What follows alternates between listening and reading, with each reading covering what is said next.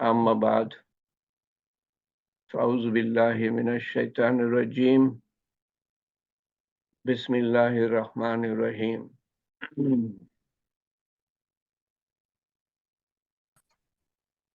سبحان الله والحمد لله ولا إله إلا الله والله أكبر ولا حول ولا قوة إلا بالله العلي العظيم اللهم صل على سيدنا محمد السلام عليكم ورحمة الله وبركاته আসসালামু আলাইকুম ওয়া রাহমাতুল্লাহি ওয়া বারাকাতুহু। মিউট করে কথা বলেন, মিউট করে কথা বলেন। আমাকে যেন মিউট করতে না হয়। আলহামদুলিল্লাহ, আল্লাহ তাআলা আমাদেরকে অঢেল পয়সার ধন সম্পদের মালিক করেন নাই। তাহলে হয়তো এখানে আমরা আসতে পারতাম না। অঢেল ক্ষমতার অধিকারী করেন নাই। তাহলে হয়তো আমরা এখানে আসতে পারতাম না। অঢেল দুনিয়ার জ্ঞান এর অধিকারী করেন নাই। তাহলে হয়তো আমরা এখানে আসতে পারতাম না আজকে। অঢেল ব্যস্ততার মধ্যে ফেলেন নাই, দুনিয়ার ব্যস্ততা, দুনিয়ার পিছনে ছোটা, ইঁদুরের মতো ছোটা। তাহলে হয়তো আমরা এখানে আসতে পারতাম না। আল্লাহ তাআলা আমাদের তৌফিক দিয়েছেন, আমরা শুকরিয়া আদায় করি এবং সমস্ত নিয়ামত যা আল্লাহ তাআলা দান করেছেন, বর্ষণ করেছেন আমাদের উপরে, যা আমরা গুনেও শেষ করতে পারবো না, চিন্তা করেও শেষ করতে পারবো না, তার জন্য অজস্র শুকরিয়া আদায় করি এবং সেই সব মানুষের প্রতি শুকরিয়া আদায় করি যাদের মাধ্যমে আল্লাহ তাআলা আমাদের জন্য সাহায্য, নেয়ামত পাঠিয়েছেন এবং সেসব মানুষের কাছে আমরা মাফ চাই যাদের হক আমরা আদায় করি নাই, যাদের ক্ষতি করেছি, যাদের দুঃখ দিয়েছি। কিয়ামতের দিন তারা পাকড়াও করবে, সহজভাবে নিবেন না।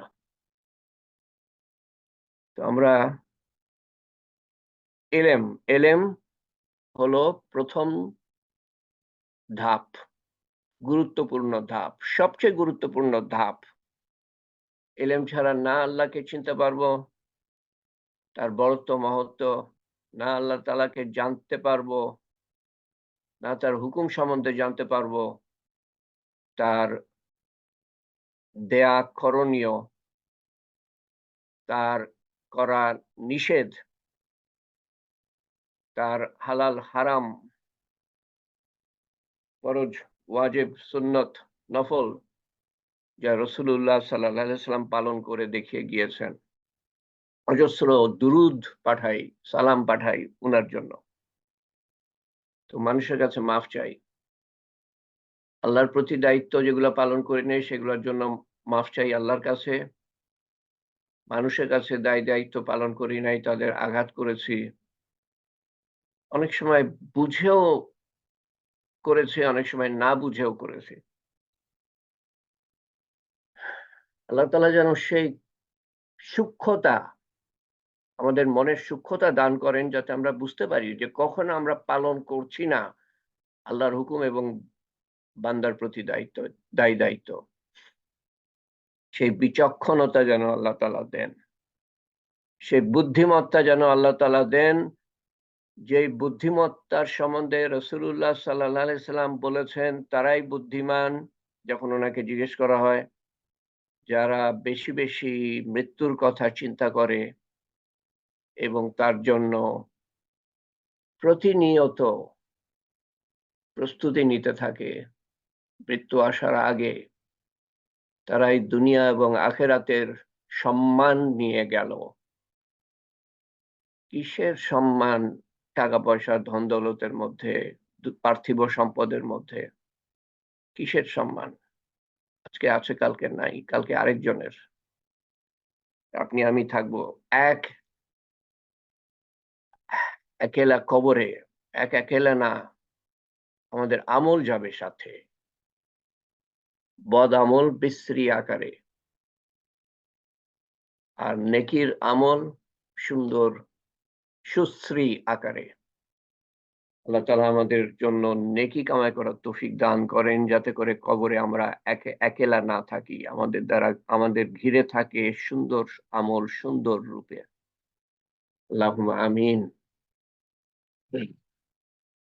তো এলেম সম্বন্ধে আলাপ করার পরে আমরা আখলাক কিছু আখলাকের কিছু কিছু নমুনা সম্বন্ধে, কিছু চরিত্র, কিছু গুণাবলী সম্বন্ধে আমরা আলোচনা করছিলাম, কিছু মাত্র। হুসনে আখলাক কি? সুন্দর আচার আচরণ, ৩৬০টা গুণাবলী রাসূলুল্লাহ সাল্লাল্লাহু আলাইহি ওয়াসাল্লাম বলেন। তো আমরা তো কয়টা, ১০টাও হবে না, আমরা আলোচনা করেছি। পরে করব আরো বিস্তারিতভাবে ইনশাআল্লাহ। তো এটার শেষের কয়েকটা কথা, যে রাসূলুল্লাহ সাল্লাল্লাহু আলাইহি সাল্লাম ইসলামের আগের যে ভয়ঙ্কর মানুষগুলা ছিল, সামান্য কারণে একে অপরের সাথে যুদ্ধ বিগ্রহ করত, কোন যুদ্ধ ২০ বছর ধরে চলে, কোন যুদ্ধ ৪০ বছর ধরে চলে। কারণ কি? তোমার উট আমার চৌবাচ্চায় পানি খেয়েছে। নিয়ে এখন যুদ্ধ করো, বংশ পরস্পরায় জীবনটা ধ্বংস করো। তো সেই মানুষগুলাকে, যারা কাবার চারিদিকে উলঙ্গ অবস্থায় নাচতো, দেবদেবীর চারিদিকে, যাদের হায়া শরম বলে ছিল না, যারা মেয়েদেরকে জিন্দা কবর দিত জীবন্ত, সেসব মানুষদেরকে, একই মানুষ ইসলাম আসার পরে, একই মানুষ ১০ বছর ১২ বছর পরে, ইসলাম আসার ১০-১২ বছর বা কিছু বছর পরে, তাদের মধ্যে পরিবর্তন কি ছিল বলেন? একই মানুষ তো। ওমর রাদিয়াল্লাহু আনহু সেই একই ওমর রাদিয়াল্লাহু আনহু, কিন্তু পরিবর্তন কি ছিল? গুণাবলী, তাদের আগে যে গুণাবলী ছিল হিংস্র গুণাবলী, গুণাবলীর বিকাশ পরিবর্তন ঘটিয়ে তাদের মধ্যে পরিবর্তন আনেন। একটা অদ্ভুত ঘটনা এরকম আছে যে যে এক সাহাবী, উনার চাচাতো ভাই, এই ধরনের কোন ভাই, ফুফাতো, মামাতো, খালাতো, যাই হোক, এই ধরনের কোন ভাই যুদ্ধে যুদ্ধ থেকে ফিরে আসে নাই। ভাই যুদ্ধ থেকে ফিরে আসে নাই, জিহাদ থেকে। তো এই এই চাচাতো ভাই মনে করেন পানি নিয়ে গেল, যে আমার ভাই যদি যুদ্ধ ময়দানে জীবিত থাকে, হয়তোবা তাকে বাঁচানো যেতে পারে, যদি তাকে পানি খাওয়ানো যেতে পারে। পানি নিয়ে গিয়ে খুঁজতে খুঁজতে সব মরদেহ, মৃতদেহ, সাহাবাদের লাশ এবং শত্রুদের লাশ। তো ভাইকে খুঁজে পেলেন এবং শরীরে বলতে গেলে জান নাই বললেই চলে, কিন্তু সেই অবস্থায় উনি পানি পানি করছেন। তো ভাইকে পানি খাওয়াতে যখন যাবেন, তখন কাছাকাছি পাশ থেকে আরেকজন পানি পানি করে উঠলো, আরেকজন মুসলমান। উনি ইশারা করলেন যে ওর দিকে, ওর কাছে নিয়ে যাও পানি, ওর আরো বেশি প্রয়োজন। এই মৃত্যুর মুখে পানি খেলে হয়তোবা কিছু সময় তো বাঁচতে পারে বা বেঁচেও যেতে পারে। একেবারে উনি পানি খান নাই। পাশ থেকে আরেকজন বলছে পানি পানি, উনি ইশারা করে বললেন তার কাছে নিয়ে যাও পানি। যে ভাই পানি নিয়ে গিয়েছে, দ্বিতীয় জনের কাছে পানি নিয়ে গেল। তখন পাশ থেকে আরেকজন বলছে, তৃতীয় জন পানি পানি। তো এই দ্বিতীয় জন ইশারা করলো যে ওই তৃতীয় জনের কাছে নিয়ে যাও পানি। তৃতীয় জনের কাছে যেতে যেতে তৃতীয় জন মারা মারা গেল, ইন্তেকাল করলো, শাহাদাত বরণ করলো, আল্লাহ তাআলা যদি কবুল করে থাকেন। তো যে ভাই পানি নিয়ে গিয়েছেন, উনি তাড়াতাড়ি দ্বিতীয় জনের কাছে আসলেন, দেখেন যে দ্বিতীয় জনও মারা গিয়েছে। তখন তাড়াতাড়ি ভাইয়ের কাছে আসলেন, দেখেন যে সে ভাইও মারা গিয়েছেন। ৩ জনেই মারা গেলেন। কেউ কোরবানি, কেউ পানি খেলেন না। আর বর্তমান মুসলমানের কি অবস্থা? আমারটা তো আমারই, তোমারটাও আমার।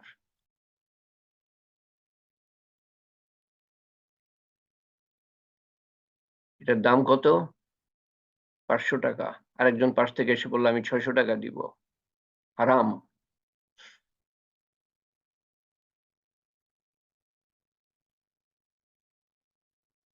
ছাগলের ছাগলের মাথা দিল এক এক প্রতিবেশীকে, ছাগল জবাই করেছে। তো প্রতিবেশীকে দিল যে তারা কষ্টের মধ্যে আছে। যে প্রতিবেশী মনে করলো যে না, আমার প্রতিবেশী, আমার আরেক দিকের প্রতিবেশী আরো কষ্টের মধ্যে আছে, তাকে দিই। তো সেই দ্বিতীয় জনকে দিল। দ্বিতীয় জন মনে করলো তৃতীয় প্রতিবেশী আরো কষ্টের মধ্যে আছে, তৃতীয় জনকে দিল। এভাবে ঘুরে ঘুরে ৭টা বাড়ি ঘুরে আবার প্রথম বাড়িতে আসলো ছাগলের মাথা। বহুত ঘটনা আছে এরকম। গুণাবলীর বিকাশ ঘটিয়ে তাদের মধ্যে পরিবর্তন আনেন রাসূলুল্লাহ সাল্লাল্লাহু আলাইহি সাল্লাম। সেই গুণাবলী সম্বন্ধে আমরা জানি না, আলোচনাই হয় না। আমাদের যারা ধর্ম নিয়ে কথা বলেন, ইসলাম নিয়ে, ধর্ম কেন বলব? ইসলাম নিয়ে কথা বলেন, তারা এই হাত হাত এতদূর উঠবে না এতদূর উঠবে, না নাভির উপরে থাকবে হাতটা, না নাভির নিচে থাকবে, আমিন জোরে বলবো না আস্তে বলবো, এটা নিয়ে মারামারি ফাটাফাটি করে সময় শেষ করে দেয়। গুণাবলী সম্বন্ধে কথা বলার সুযোগ নাই। আর মুসলমান ইসলামের উপর আছে কিনা সে ব্যাপারে চিন্তা ফিকির করার সুযোগ নাই। অমুসলমানকে ইসলামের দাওয়াত দেওয়ার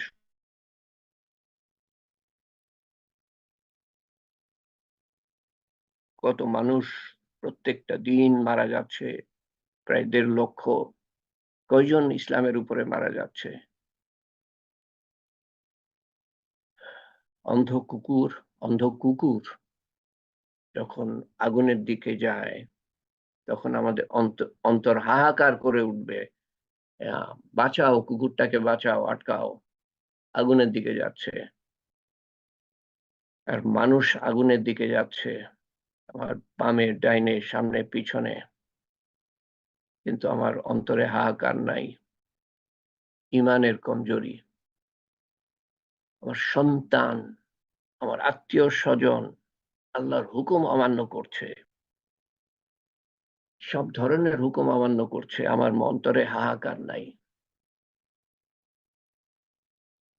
এলেমের অভাব, ইমানের অভাব আমার মধ্যে। তো সাহাবারা তাদের মধ্যে এমন পরিবর্তন নিয়ে আসেন রাসূলুল্লাহ সাল্লাল্লাহু আলাইহি সাল্লাম, তাদের ইলম শিখাতে শিখাতে আখিরাতের কথা, আল্লাহর কথা, আল্লাহর বরত্বের কথা, বেহেশতের কথা, দোজখের কথা, কিয়ামতের কথা, পুলসিরাতের কথা, মিজানের কথা, কবরের কথা বলতে বলতে, তারা অন্যদের বলতে বলতে, শুনতে শুনতে তাদের কাছে আখিরাত বাস্তব ছিল। আমাদের মতো না, থাকতেও পারে নাও থাকতে পারে। এই ধরনের দোদুল্যমান মন আমাদের, তাই যা ইচ্ছা তাই করতে পারি।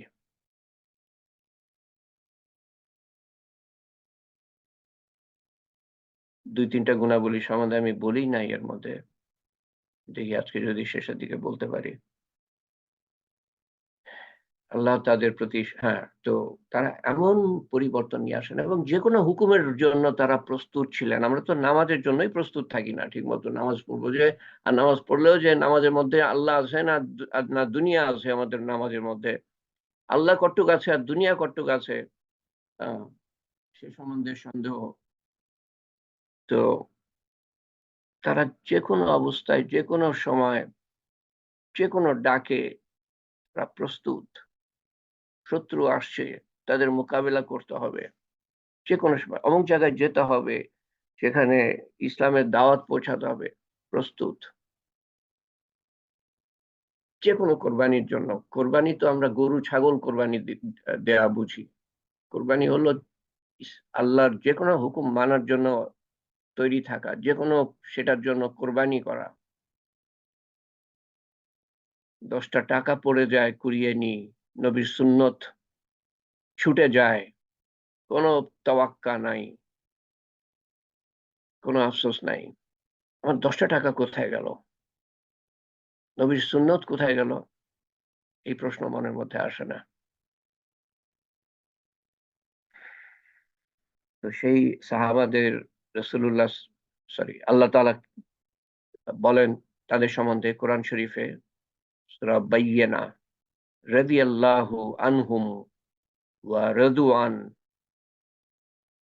সেখান থেকে আমরা বলি রাদিয়াল্লাহু আনহু, আল্লাহ তাআলা রাজি থাকেন। আল্লাহ তাআলা কি বলেন যে আল্লাহ তাদের প্রতি সন্তুষ্ট, আল্লাহ তাদের প্রতি সন্তুষ্ট এবং তারা আল্লাহর প্রতি সন্তুষ্ট।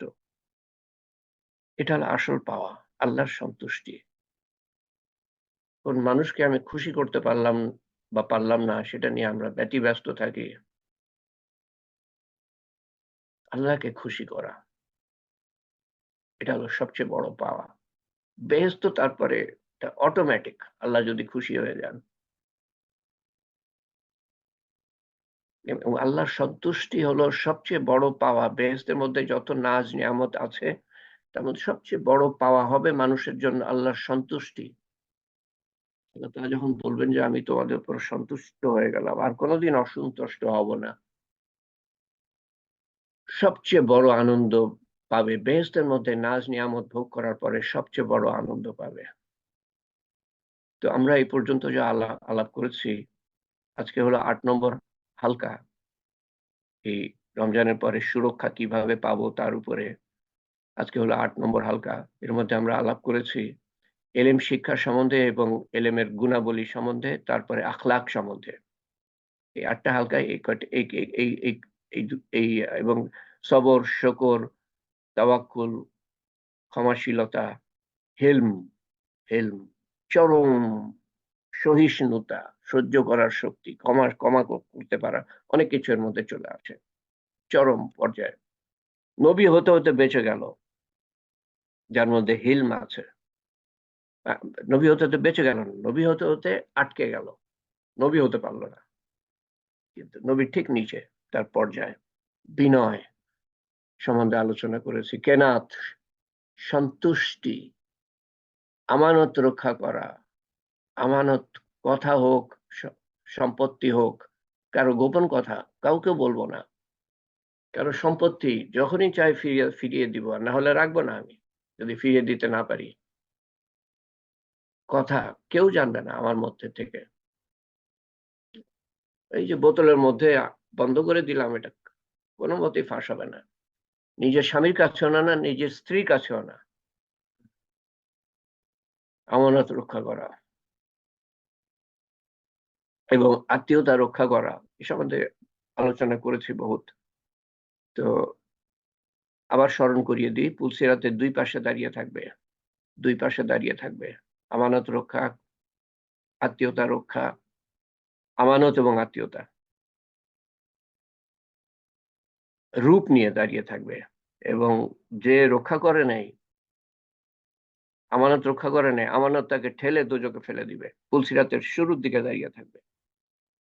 যে আত্মীয়তা রক্ষা করে নাই, আত্মীয়তা তাকে ঠেলে দোজখে ফেলে দিবে। ইখলাস, কেবলমাত্র আল্লাহর জন্য করা। আমার নেকিকেও আমি লুকিয়ে রাখবো, যেমন গুনাহকে, খারাপ কাজকে লুকিয়ে রাখি মানুষের থেকে, নেকিও লুকিয়ে রাখবো, আল্লাহর ওয়াস্তে করছি আমি। ইস্তেকামাত, লেগে থাকা, লেগে থাকা, লেগে থাকা। অল্প আমল, সামান্য আমল করি আমি, কিন্তু ছাড়ি না। আল্লাহর কাছে অনেক প্রিয়। বেশি আমল করা কিন্তু ছুটে যায়, তার থেকে অনেক প্রিয়। আর আমার কিভাবে মাথার মধ্যে আসে না এই 3টে অত্যন্ত বড় গুণ যা মুসলমানের মধ্যে থাকতে হবে, ন্যায়পরায়ণতা, ন্যায় বিচার করা। আল্লাহ তাআলা বলেন কোরআন শরীফে, যার কাছাকাছি অর্থ হলো যে তোমরা ন্যায় বিচার করবা, ন্যায় বিচার করবা এবং সাক্ষ্য দিবা, সাক্ষ্য দিবা। সেটা যদি তোমার নিজের বিরুদ্ধেও দিতে হয়, নিজের বিরুদ্ধেও দিতে হয় তো সাক্ষ্য দিবা। আমি করেছি, স্বীকার করো। বা তোমার পিতা-মাতার বিরুদ্ধেও সাক্ষ্য দিতে হয় তো সাক্ষ্য দিবা। আত্মীয়-স্বজনের বিরুদ্ধেও সাক্ষ্য দিতে হয় তো সাক্ষ্য দিবা।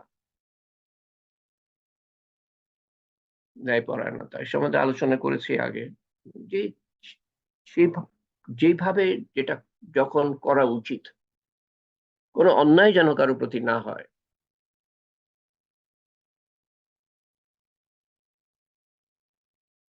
নিজের জন্য যেটা ভালোবাসবো সেটা অপরের জন্য যেন ভালোবাসবো। নিজের জন্য যেটা পছন্দ করব সেটা অপরের জন্য পছন্দ করব।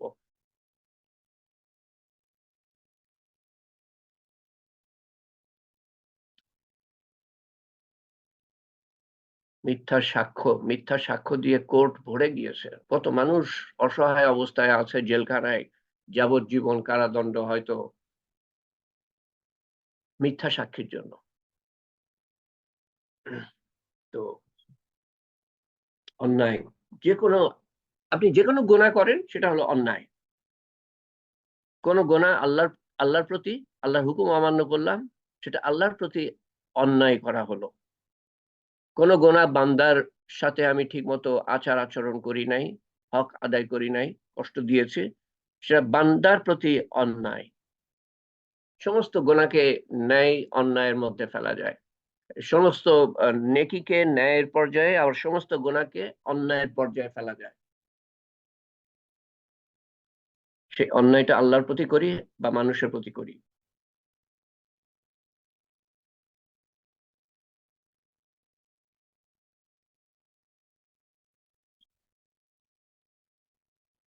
আল্লাহর হুকুম মানলাম না, আল্লাহর প্রতি অন্যায়। বান্দাকে কষ্ট দিলাম, বান্দার প্রতি অন্যায়। আল্লাহর হুকুম মানলাম, তো আল্লাহর প্রতি আমি ন্যায় করলাম।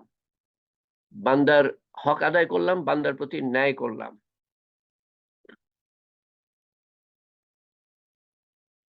সত্যবাদিতা, সত্যি কথা বলা, যে কোনো অবস্থায় সত্যি কথা বলা।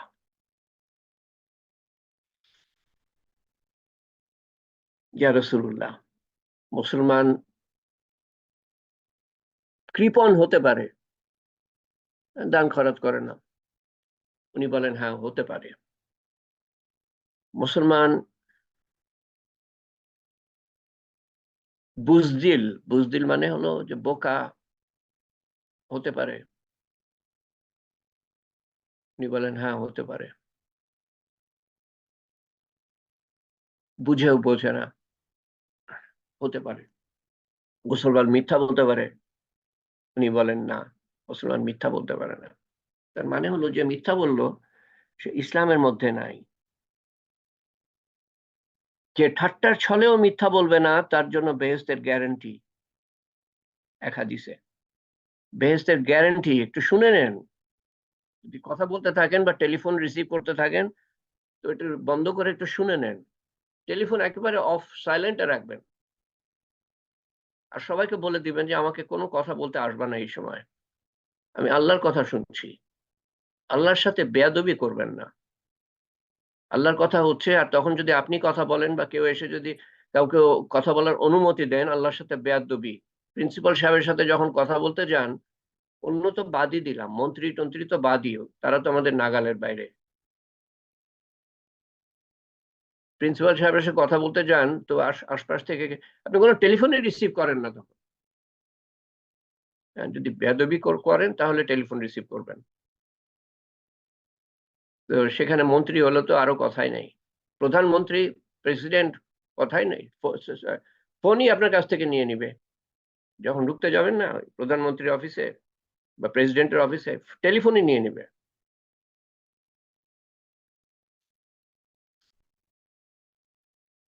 কিন্তু আল্লাহর কথা বলা হচ্ছে। এরা আজকে আছে, কালকে নাই। এদের খবরই থাকবে না, এদের নামই কেউ মনে করবে না।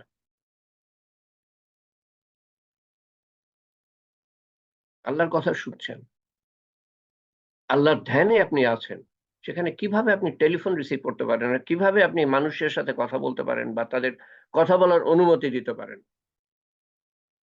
আমি এরকম মানুষকে সিরিয়াল দেখতে দেখেছি। শুনি নাই, দেখেছি। শুনেছি, পরে সামনে গিয়ে দেখি, হ্যাঁ তাই তো। যখন সিরিয়াল হয় টিভিতে, বামে ডাইনে তাকায় না। বামে ডাইনে আমি ঢুকলাম ঘরের মধ্যে, তাকালোই না। অবশ্য হ্যাঁ, এরকম এরকম তালিমেও বসে, আমি শুনেছি। আমার এক ভাইয়ের কাছে আমি শুনেছি, সে বলল যে আমি গেলাম এক জায়গায়, একটা বাড়িতে, তারা তালিম শুনছিল। আমি গেলাম, সালাম দিলাম, ঢুকলাম, তারা আমাকে খেয়ালই করলো না। এরকম বান্দা, আল্লাহর বান্দাও আছেন। এইখানে এই তালিমের হালকার কথাই বলছি আমি।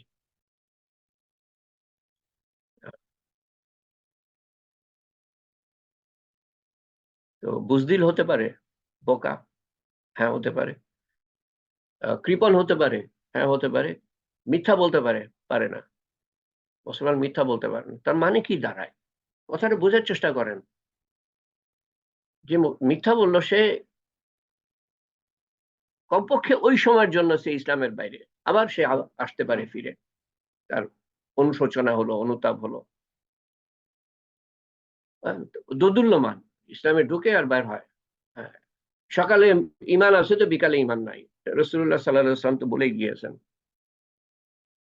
সকালে ইমান আছে তো বিকালে নাই। ইমান রাখা এত কষ্টকর হবে যে হাতের জ্বলন্ত অঙ্গার অঙ্গার কয়লা রাখা যেমন কষ্ট, অসম্ভব ব্যাপার, সেরকম ইমান রাখা অসম্ভব ব্যাপার হবে। সামান্যতে মিথ্যা বলে ফেলবে। এটা এটার কেনা দামই ১০০ টাকা না, আপনাকে আমি কিভাবে ৯০ টাকায় দিব। পরে ৯০ টাকায় বিক্রি করলো। কেনা দামই ১০০ টাকা না, ৯০ টাকা লস করে দিবে আপনাকে। সামান্যতে কেমিক্যাল মিশায়। আপনি চিন্তা করেন, মানুষ মারার ফন্দি করে, কিছুই মনে করে না।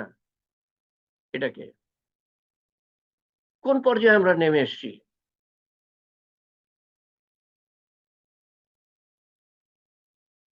আজকে গাজায় হচ্ছে, আজকে গাজায় কষ্ট, আল্লাহ তাআলা শাস্তি দিচ্ছেন। কালকে আপনার দুয়ারে আসতে পারে, আমার দুয়ারে আসতে পারে। কারণ এটা উম্মতের মধ্যে ছড়িয়ে আছে, এই এক একটা গোনা। এবং আগেকার কালে এক একটা গোনার জন্য আল্লাহ তাআলা ধ্বংস করে দিতেন এক এক নবীর উম্মতকে। এক একটা গোনা করলে পারে, বড় বড় গোনা ধ্বংস করে দিতেন, ওজন কম দেওয়ার জন্য ধ্বংস, সুযোগ দিতেন আল্লাহ। নবী ডাকতেন, তাদেরকে ভালোর দিকে ডাকতেন, সময় দিতেন, ধৈর্য ধারণ করতেন, মায়ের খেতেন, গালি খেতেন। তারপর এক সময় আল্লাহ তাআলা ধ্বংস করেছেন। তো এরকম সব ধরনের খারাপই আমাদের মধ্যে আছে। আল্লাহ তাআলা কি করেন, নবীর দোয়া ছিল, রাসূলুল্লাহ সাল্লাল্লাহু আলাইহি ওয়াসাল্লামের দোয়া ছিল, আমার উম্মতকে সমূলে বিনষ্ট করো না, সমূলে ধ্বংস করো না। আল্লাহ তাআলা সেই দোয়াটা কবুল করেন। ওনার মৃত্যুর, ওনার দুনিয়া থেকে যাওয়ার আগের দোয়া। তো সেজন্য কখনো গাজায়, কখনো কাশ্মীরে, কখনো ভারতের কোন অঞ্চলের মুসলমান, কখনো ইয়েমেনে, ইয়েমেনে তো এখনো চলছে। ইয়েমেনে তো মুসলমান মুসলমানকে মারছে।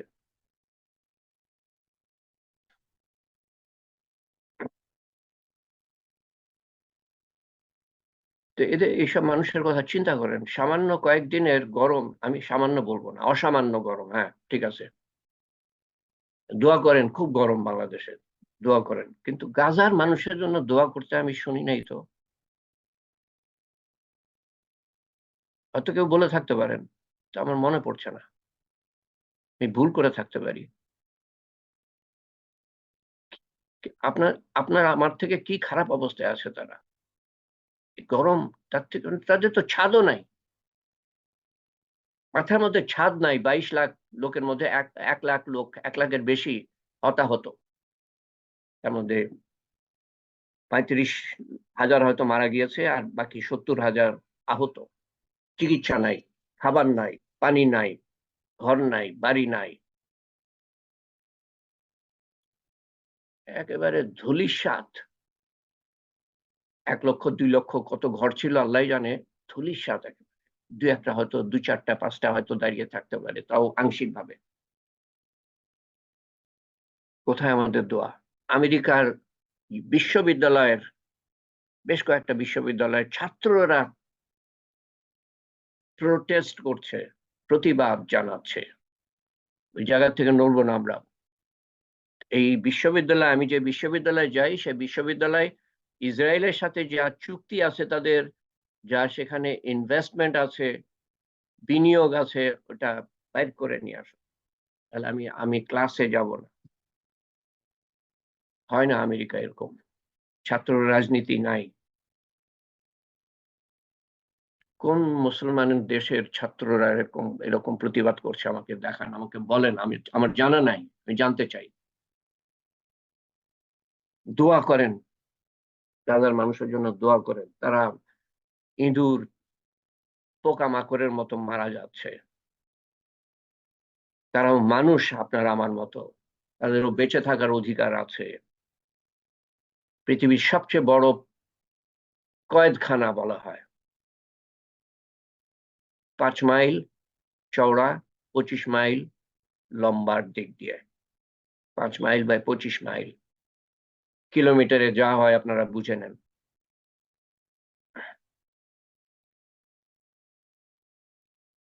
মুসলমান মুসলমান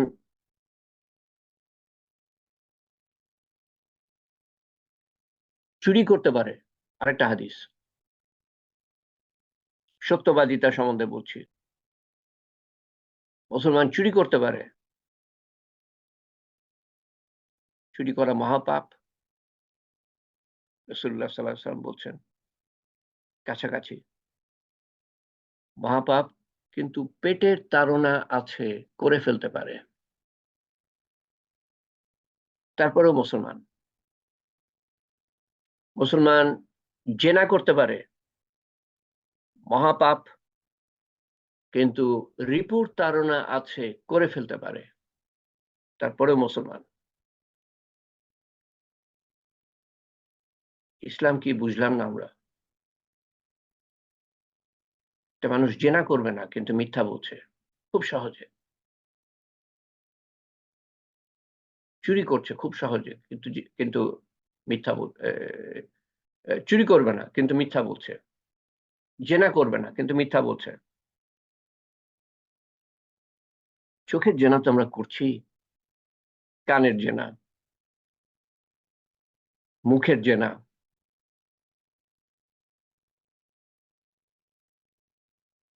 সত্যিকারের জেনা করবে না, কিন্তু মিথ্যা কথা বলছে। মুসলমান চুরি করতে পারে, না করতে পারে না। হ্যাঁ, হয়ে যেতে পারে। জেনা করতে পারে, হয়ে যেতে পারে। মিথ্যা বলতে পারে, মুসলমান মিথ্যা বলতে পারে না।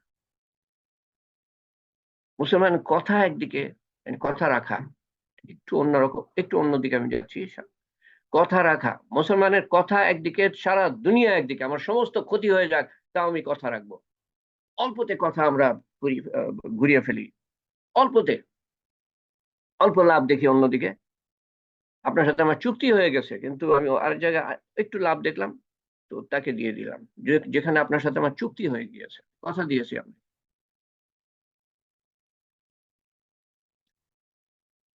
মানে এরকম গুণাবলী দেখিয়েছে মুসলমানরা। কথা একদিকে তো, সারা দুনিয়া একদিকে, তো কথা একদিকে। সারা দুনিয়া আমার আমার আমার হারিয়ে যাক, কিন্তু আমি আমার আমার কথা নড়চড় হবে না।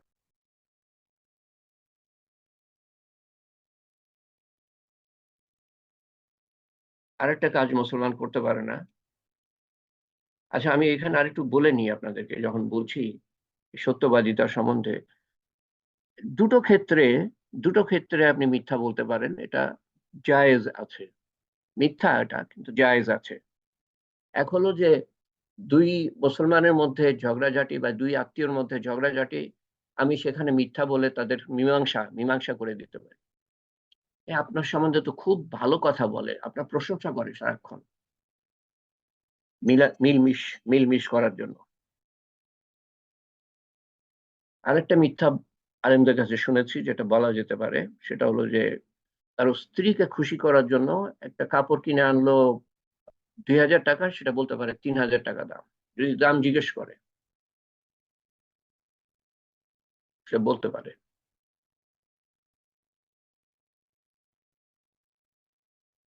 এই দুটো ছাড়া আমার জানা নাই আর কোন ক্ষেত্রে মিথ্যা বলতে পারা।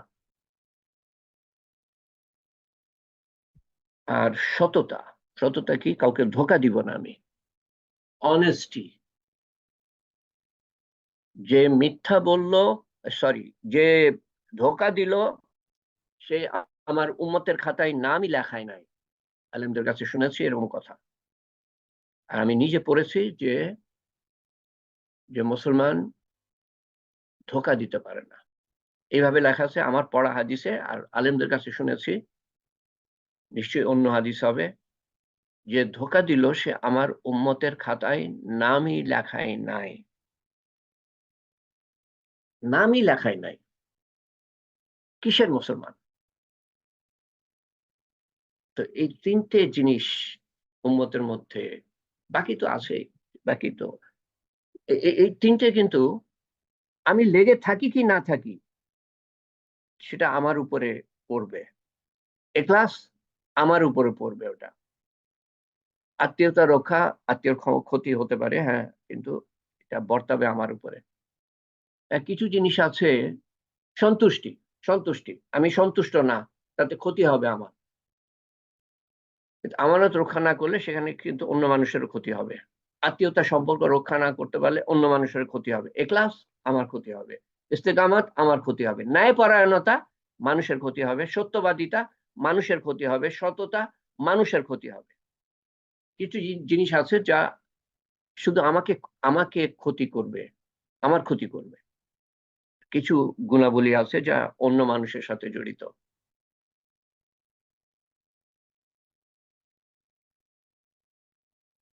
তো এই শেষের তিনটে আমার মাথা থেকে কিভাবে যে বের হয়ে গেল আমি বলতে পারি নাই, আজকে বলছি। এবং এগুলা হলো অনেক গুণাবলীর মধ্যে কিছু কাঙ্ক্ষিত গুণাবলী।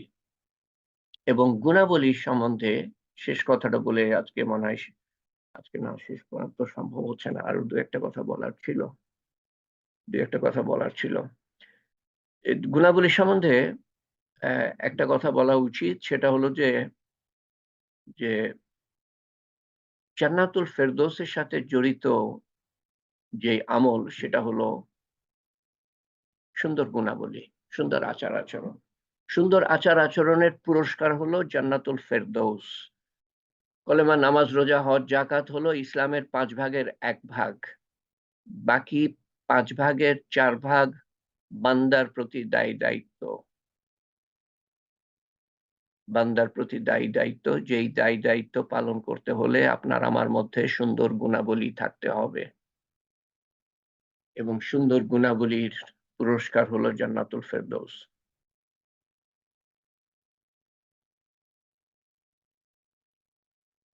তো অল্প একটু সময় আছে, আমি তাওয়াক্কুল সম্বন্ধে এর আগে যে বলেছি, আমার দু একটা কথা পরে মনে পড়ে, ভাবলাম যে সেই দু একটা কথা আমি যোগ করি।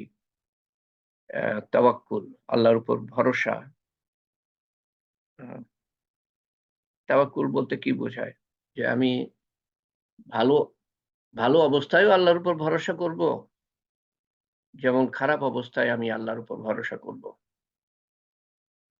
ভালো কিছু হলো, সেটা তো ভালো, যা চেয়েছিলাম তাই হলো, কিন্তু আল্লাহর শুকরিয়া আদায় করব।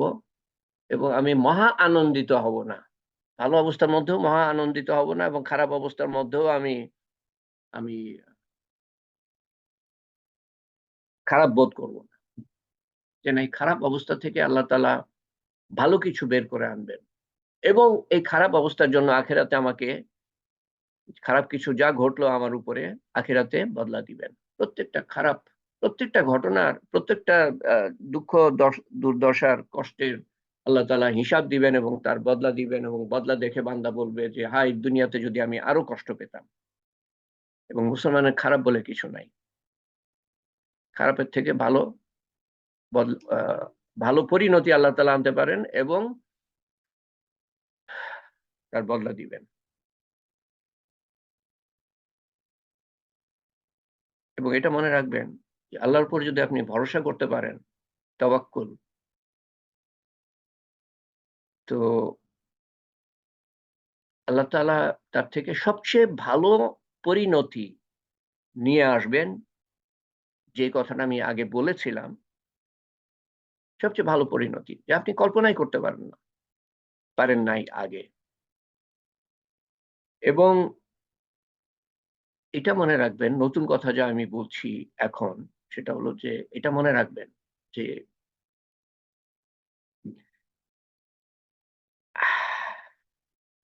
আপনাকে শান্তি এবং সফলতা, সেটাই তো আমরা চাই। ধন-দৌলত, টাকা-পয়সা, ক্ষমতা, খ্যাতি, ডিগ্রি কি জন্য চাই? এর মাধ্যমে আমি শান্তি এবং সফলতা অর্জন করব। তো শান্তি এবং সফলতার জন্য ধন-দৌলত, টাকা-পয়সা, ক্ষমতা, খ্যাতি এগুলার প্রয়োজন পড়ে না। ১ নম্বর কথা। এগুলা আমাদের শান্তি এবং সফলতা দিতে পারে না। শান্তি এবং সফলতার জন্য আল্লাহ তাআলা এগুলার উপরে মুখাপেক্ষী না। কোন কিছুর উপরেই মুখাপেক্ষী না আল্লাহ তাআলা। শান্তি এবং সফলতা দেয়ার জন্য। আল্লাহ তাআলা কাউকেও ধনী করতে পারেন ধন ছাড়া। ধন নাই তারপরে ধনী। সন্তুষ্টি যদি থাকে। সেনাবাহিনী ছাড়া রক্ষা করতে পারেন আল্লাহ। সেনাবাহিনী থাকলেও যদি আল্লাহ না চান তো রক্ষা করতে পারবেন। সেনাবাহিনী থাকলেও।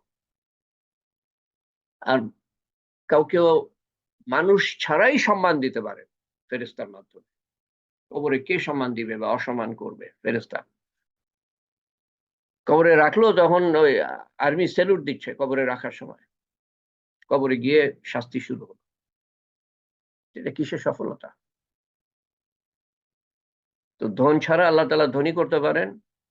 সেনাবাহিনী ছাড়া আল্লাহ তাআলা রক্ষা করতে পারেন এবং মানুষ ছাড়া আল্লাহ তাআলা সম্মান দিতে পারেন। আল্লাহই পারেন।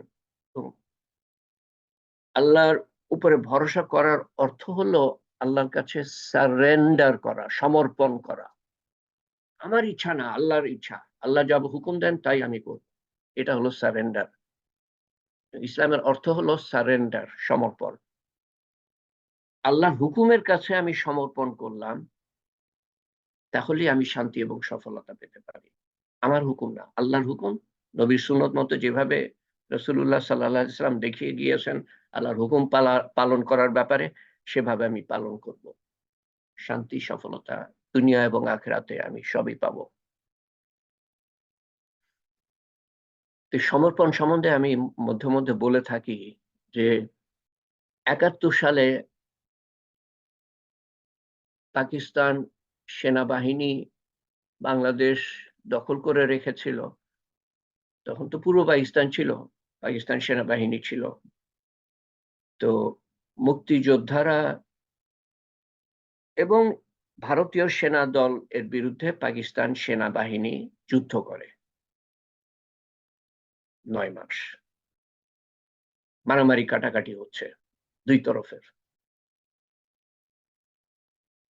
যখনই পাকিস্তান সেনাবাহিনী সমর্পণ করল, তখন কিন্তু মারামারি কাটাকাটি সব বন্ধ।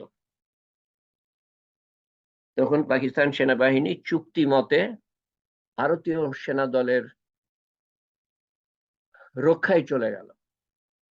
তাদেরকে ভারতে নিয়ে যাওয়া হলো। সেখানে ৩ বছর, ৩.৫ বছর থাকলো। তারপরে আবার চুক্তি হলো ভারত এবং ইন্ডিয়ার পাকিস্তান এবং ভারতের মধ্যে। তারপরে তাদেরকে নিয়ে গেল পাকিস্তান সেনাদলকে। ৩.৫ বছর পাকিস্তান এই ভারতীয় সেনাদলের রক্ষার মধ্যে ছিল। খাবার-দাবার সবই পেত। থাকার জায়গা, ভালো অবস্থা মধ্যে ছিল। ক্রিকেট ম্যাচ পর্যন্ত খেলেছে তারা। কি জন্য? আত্মরক কি বলে? সমর্পণ, আত্মসমর্পণ করার জন্য। আল্লাহর কাছে সমর্পণ করেন, আপনি আল্লাহর রক্ষার মধ্যে চলে আসবেন। আল্লাহর সুরক্ষা কিভাবে পাবো আমরা? এই সমর্পণের মাধ্যমে। আল্লাহর কাছে সমর্পণের মাধ্যমে। আল্লাহ তাআলার কোন সেনা দলের প্রয়োজন পড়ে না আল্লাহ তাআলার আপনাকে রক্ষা করার জন্য। তো তাওয়াক্কুল সম্বন্ধে এই কয়টা কথা আমার যোগ করার ছিল। আর এলেম সম্বন্ধে আজকে আর হবে না, এটা সময় পার হয়ে গেছে। এলেম সম্বন্ধে একটা অদ্ভুত ঘটনা। এলেম সম্বন্ধে কথা বলেছি। প্রথম ধাপই হলো এলেম, আজকে আর হবে না। তো আমরা দোয়ার পর্যায়ে চলে যাই। বেশি না, আজকে ৫ টা মিনিট বেশি নিয়েছি আমি। আমার মনে হয় আমি আ আপনাদের সময় আমি নষ্ট করি নাই। তো দোয়া করি আমরা, যারা দোয়া চেয়েছেন তাদের জন্য, যারা দোয়া চান নাই কিন্তু অসুস্থ বা বিপদগ্রস্ত সবার জন্য আমরা দোয়া করি। আমাদের নিয়মিত অংশগ্রহণকারী, আমার ১১ টা তালিম হালকার মধ্যে ১০ টাতে উনি অংশগ্রহণ করেন। ১০ টা বাংলায়, ১ টা হলো ইংরেজিতে। আমার ক্যাডেট কলেজের ছেলেদের জন্য। তো ওইটা বাদ দিয়ে বাকি ১০ টাতে উনি অংশগ্রহণ করেন। লিয়াকত আলী সাহেব অসুস্থ, অসুস্থ মানে উনার পায়ে ফ্র্যাকচার, পায়ের পাতায় ফ্র্যাকচার। আমরা দোয়া করি উনাকে আল্লাহ তাআলা অচিরে সুস্থ করে দেন। ফেরদৌসী বেগমের জন্য দোয়া করি, কানাডায় থাকে। সে আমাদের অংশগ্রহণকারী। সে অসুস্থ। আল্লাহ তাআলা তাকে সুস্থ করে দেন। আরেফিন আহমেদ অসুস্থ, অসুস্থ বলতে অসুস্থ তো অনেকদিন ধরে, কিন্তু এখন আইসিইউতে ছিল। আইসিইউ থেকে বের করা হয়েছে। আল্লাহ তাআলা তাকে সুস্থ করে দেন। আবু বকর সাহেবকে আল্লাহ তাআলা সুস্থ করে দেন। উনি বেশ কিছুদিন ধরে আ কোন কিছুই নিজের থেকে করতে পারছেন না, বিছানা শয্যাগত। আল্লাহ তাআলা উনাকে সুস্থ করে দেন এবং যারা আরো আ ছবি আপা আছেন, আমার বোন আছে যারা ক্যান্সার আক্রান্ত এবং চিকিৎসা হয়ে গিয়েছে বা চলছে, আল্লাহ তাআলা তাদের সুস্থ করে দেন। যারা অন্যান্য অসুখের মধ্যে আছেন। গত শুক্রবার আমি নামগুলা পড়তে ভুলে যাই। পরে খেয়াল হয় আমার এটা। তো যারা দোয়া প্রার্থী, আ তারা তাদেরকে আল্লাহ তাআলা সুস্থ করেন এবং যারা হজে যাবেন, দোয়ার পরে আমাকে একটু বলবেন কয়জন। আমি বিশেষ হালকা একটা করতে চাই। ১ টা ২ টো, একটাতে হবে না। হজ সম্বন্ধে। হজ কিভাবে করতে হবে সেটা না। হজের যে আধ্যাত্মিক দিক আছে, হজের একটা আধ্যাত্মিক দিক আছে, যেটা সম্বন্ধে মুআল্লিমরা সাধারণত বলেন না। কিভাবে হজ করতে হবে, এটার পর এটা, এটার পর এটা, এটার পর এটা। এগুলা নিয়েই বলতে গিয়ে সময় শেষ হয়ে যায়। তো হজের আধ্যাত্মিক দিক সম্বন্ধে আমি কিছু কথা বলতে চাই। যাতে করে হজ থেকে যা পাওয়া, আমাদের যা পাওয়া সেটা যেন আমরা অর্জন করতে পারি।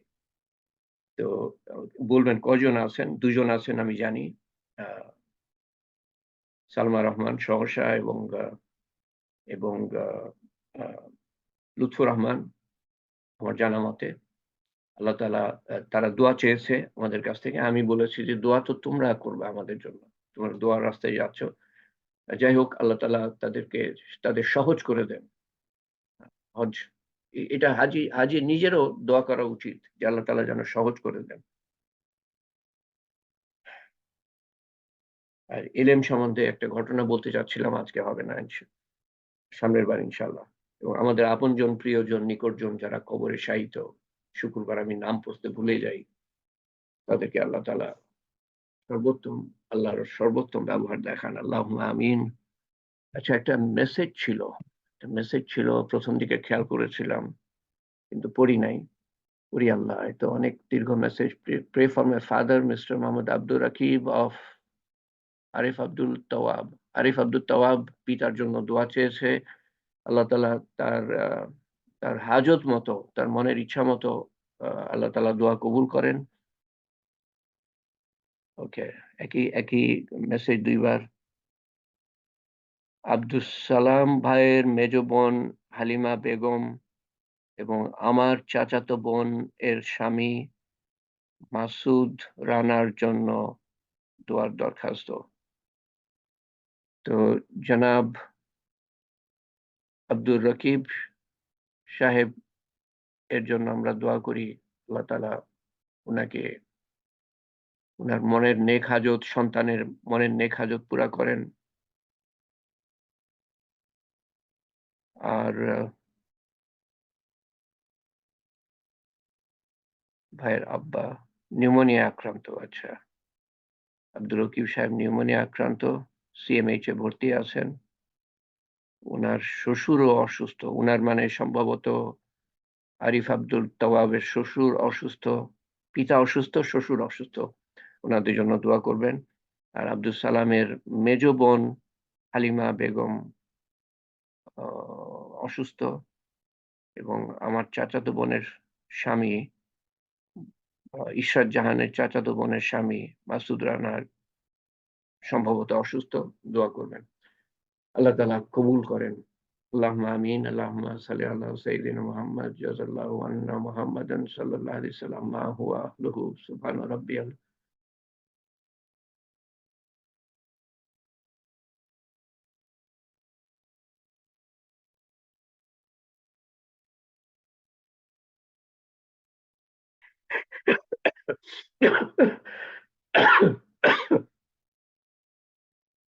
সুবহান রাব্বিয়াল আলিয়্যিল আ'লাল ওয়াহ্হাব।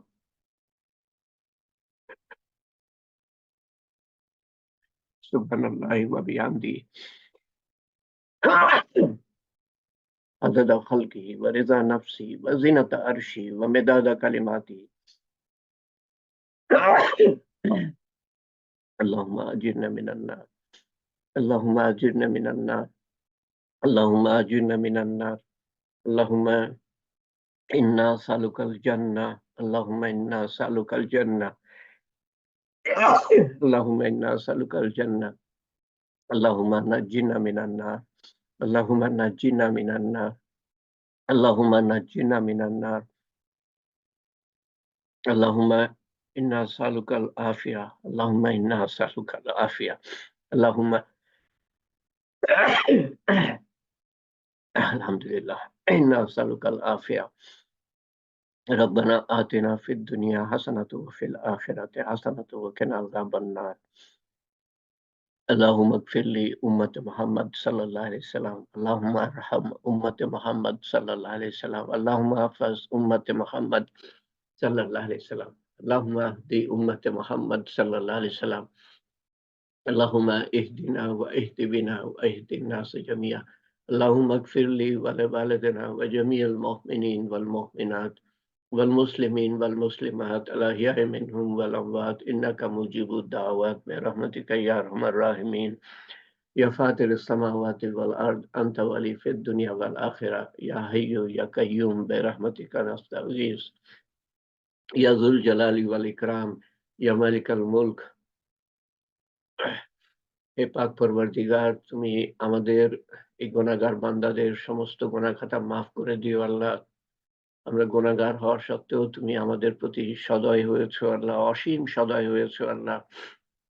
আমাদেরকে কিছু আমল করার তৌফিক দিয়েছো ব্যক্তিগতভাবে, এবং এবং তোমার কিছু কথা, তোমার হাবিবের কিছু কথা শোনার ও বলার ও শোনার তৌফিক দান করেছো আল্লাহ। তোমার চরম পরম মেহেরবানি আল্লাহ। আমরা কোনো যোগ্যতা রাখি না, তারপরেও তুমি আমাদের তৌফিক দিয়েছো আল্লাহ। তুমি আমাদের এই ছোট্ট প্রয়াস কবুল করে নিও আল্লাহ। এবং কোরআন খতম করা হয়েছে আল্লাহ, আমি বলতে ভুলে গেলাম আল্লাহ। রোজি কোরআন খতম করেছে তার চাচার জন্য, তো সেটা তুমি কবুল করে নিও আল্লাহ। এবং কিছুর সওয়াব আল্লাহ তুমি রাসূল করিম সাল্লাল্লাহু আলাইহি সাল্লামের রওজা মুবারকে পৌঁছে দিও আল্লাহ। এবং সমস্ত কিছুর সওয়াব আমাদের সাত্তার ভাইয়ের জন্য এবং যার জন্য পড়া হয়েছে, এবং সমপরিমাণ সওয়াব তুমি আমাদের আপনজন, প্রিয়জন, নিকটজনের যারা পৃথিবীতে নাই তাদের রুহের কাছে পৌঁছে দিও আল্লাহ। এবং আমাদের যত মুরুব্বি, পিতামাতা, শ্বশুর-শাশুড়ি, দাদা-দাদি, নানা-নানি, মুরুব্বিয়ান, সবার রুহের কাছে, সমস্ত মুসলমানের রুহের কাছে পৌঁছে দিও আল্লাহ। তাদের কবরের আযাব মাফ করে দিও। কবরকে প্রশস্ত করে দিও আল্লাহ। কবরকে নূর দিয়ে পরিপূর্ণ করে দিও আল্লাহ। কবরকে জান্নাতুল ফেরদৌসের বাগান বানিয়ে দিও আল্লাহ। এবং তাদের দরজা প্রতিটা দিন উঁচু করে দিও আল্লাহ। এবং আমরাও যখন কবরে যাব আল্লাহ, আমাদের প্রতি তোমার সর্বোত্তম ব্যবহার দেখিও। হাসরের দিন আপনজন সহ যখন দাঁড়াবো, তোমার আরশের নিচে ছায়া দিও এবং হিসাব সহজ করে দিও আল্লাহ। মিজান দাঁড়িপাল্লা যখন বসানো হবে আল্লাহ, আমাদের নেকির পাল্লা ভারী করে দিও তোমার রহমতের দ্বারা আল্লাহ। এবং পুলসিরাত চোখের পলকে পার করে দিও এবং বিনা হিসাবে জান্নাতুল ফেরদৌসে দাখিল করো আল্লাহ। এবং পৃথিবী হতে যে পথ জান্নাতুল ফেরদৌসের দিকে গিয়েছে আল্লাহ, সেই পথে আমাদের অধিষ্ঠিত রেখো আল্লাহ। হে পাক পরওয়ারদিগার, আমাদেরকে প্রতিটা মুহূর্তে শয়তানের ধোঁকা থেকে, নফসের তাড়নার থেকে, মানুষের কুমন্ত্রণার থেকে, দুনিয়ার মারাত্মক আকর্ষণ থেকে রক্ষা করো আল্লাহ। এক মুহূর্ত একা ছেড়ে দিও না আল্লাহ। তোমার সন্তুষ্টি অর্জন করার আগে পৃথিবী থেকে নিও না, এবং যখন পৃথিবীর থেকে নিবা সর্বোত্তম দিনে নিও, সর্ব সর্ব সর্বোত্তম ক্ষণে এবং সর্বোত্তম স্থান হতে নিও আল্লাহ। তোমার কলেমা পড়তে পড়তে যেন আমরা যাই এবং শয়তানের শেষ চেষ্টা ব্যর্থ করে দিয়ে যেন যাই, যখন তুমি ফেরেশতাদের কাছে আমাদের জন্য গর্ব প্রকাশ করবা সেই মুহূর্তে যেন যাই আল্লাহ। আমাদেরকে এই দুনিয়ার সামান্য জীবনের প্রত্যেকটা মুহূর্তে তোমার রহমত, মাগফিরাত, হেফাজত, হেদায়াত এর চাদর যেন আমাদের আবৃত করে রাখে আল্লাহ। এবং আমাদের আমাদের সন্তান সন্ততি কিয়ামত পর্যন্ত যারা আসবে তাদেরকে আবৃত করে রাখে, প্রত্যেকটা মুসলমানকে আবৃত করে রাখে, তাদের সন্তান সন্ততিকে আবৃত করে রাখে আল্লাহ। হে পাক পরওয়ারদিগার, তুমি সমস্ত মানুষকে হেদায়েত দান করো আল্লাহ। যাদের কপালে হেদায়েত নাই তারা আমাদের ধ্বংস করার আগে তাদেরকে তুমি ধ্বংস করে দিও আল্লাহ।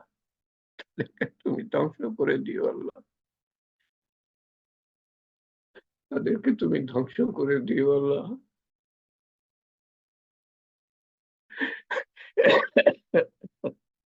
আমাদের আমাদের মনের নেক হাজত চাওয়া পাওয়া পুরা করে দিও আল্লাহ।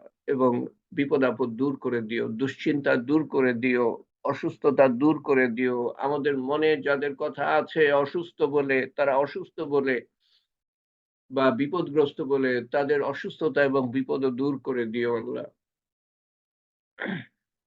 হে পাক পরওয়ারদিগার, তুমি আমাদের কবুল করে নিও। তোমার কবুলিয়ত হলো সবকিছু, তোমার সন্তুষ্টি হলো সবকিছু আল্লাহ।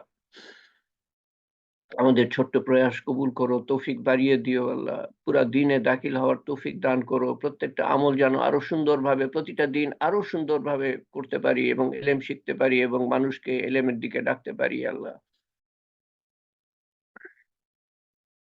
হে পাক পরওয়ারদিগার, তোমার শান মতো চাইতে পারলাম না, তোমার শান মতো দান করো।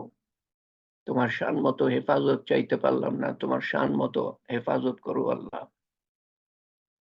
ইয়া কাজিউল হাজাত, ইয়া রাফিয়াত দারাজাত, يا حلال المشكلات، يا مجيب الدعوات، برحمتك نستغيث، يا أول الأولين، يا آخر الآخرين، يا أكرم الأكرمين، يا أرحم الراحمين، يا راحم المساكين، يا ذي القوة المتين. ربنا تقبل منا إنك أنت السميع العليم وتب علينا إنك أنت التواب الرحيم. سبحان ربك رب العزة عما يصفون وسلام على المرسلين والحمد لله رب العالمين.